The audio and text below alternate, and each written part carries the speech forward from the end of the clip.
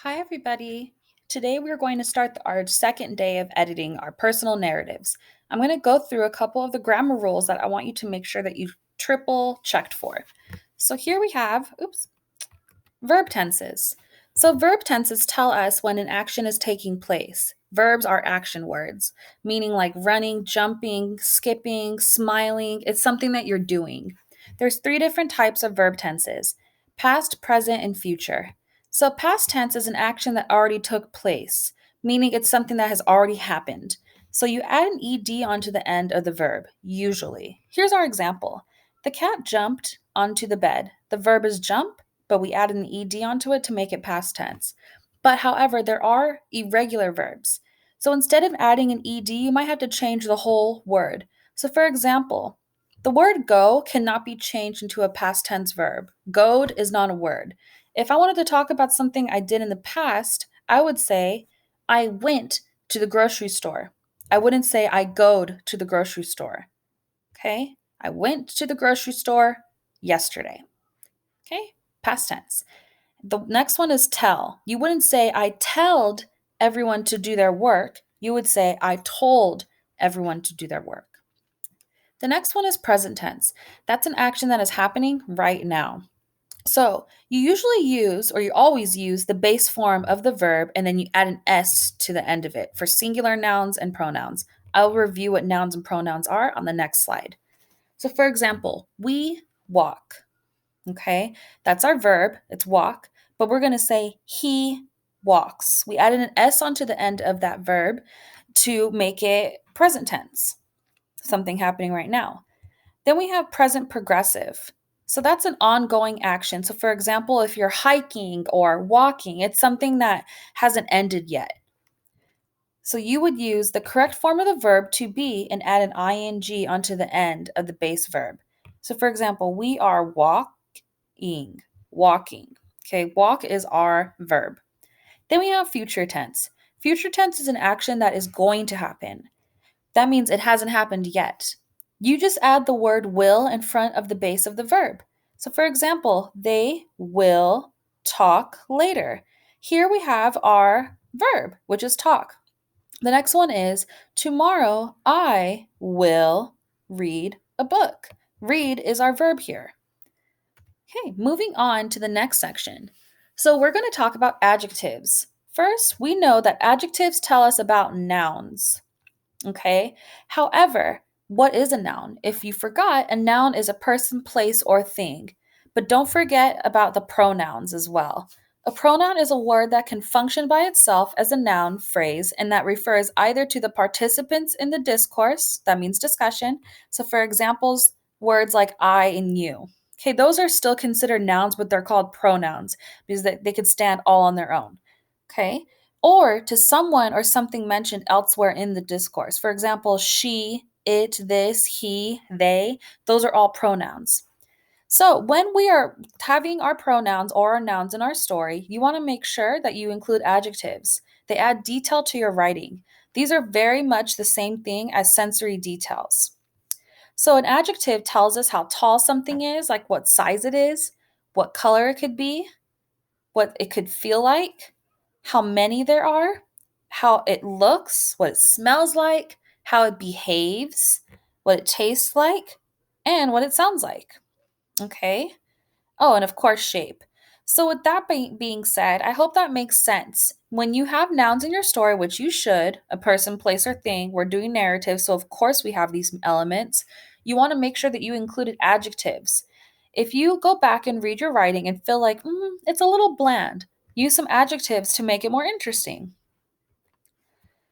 Now, I want to talk about adverbs. So, for example, adverbs modify these three things.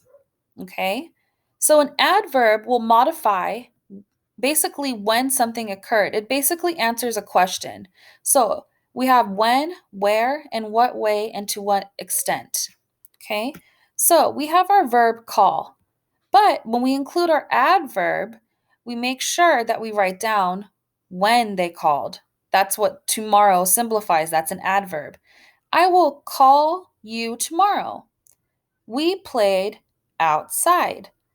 He selfishly refused to share his toys. Refused is our verb here, but the adverb selfishly gives you even more detail.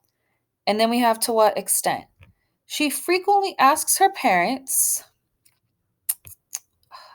Jeez, sorry guys. It like blocks my vision, so then I can't see it. So let me hit this again.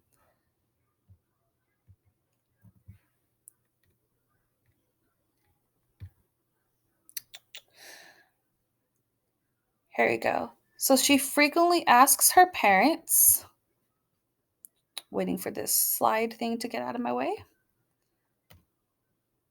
Here we go. She frequently asks her parents for money. Frequently tells us to what extent, and asks is our verb. Then we have adjectives. So remember, adjectives are those descriptive detail words. So to what extent? Emma is extremely tall. It just adds more emphasis on the adjective. We know that she's tall, but she's extremely tall. And then we have our special cases. To what extent, right? So it says, she washed, that's our verb, the glass dish very carefully. Okay. Now, the next thing to remember is, are all words that end in ly adverbs? No. Okay. So automatically you might have noticed that, oh, ly, those are all adverbs. I don't want you guys to think that. Don't let that confuse you. So remember, we have our verb examples. We have multiply, apply, reply, adjectives that end in ly, lovely, ugly, friendly. And then we have nouns that end in ly, family, jelly, firefly. Okay. Now, I really hope that all made sense. But if you have any questions, please contact me on Dojo or Google Classroom. I have my phone on me all the time so I can check it. Now, lastly, just some reminders for you guys because that is all I'm going to have you guys focus on for editing today. So your next steps are to focus for your next edit, which we're going to do on Tuesday. It's going to be sentence structure and checking our spelling. Make sure that you have signed up for Actively Learn. I posted a tutorial about that.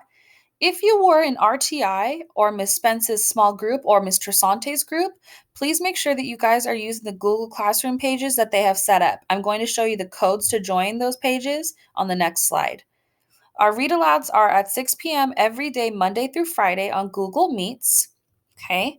Please check Classroom, Google Classroom and Class Dojo daily. I'm always posting updates on there. And if you have questions, please contact me on Dojo or Google Classroom. Here are the codes. So for Tier 3, anyone that's in Tier 3, here is your Google Classroom code. Okay, if you are one of the students that got pulled from Mrs. Spence's group, here is your code. Okay, just another reminder so you guys can get on there. Lastly, here is the information for Google Meets. First, if you have not downloaded Google Meets, this is what the icon looks like on the App Store. Here is the link.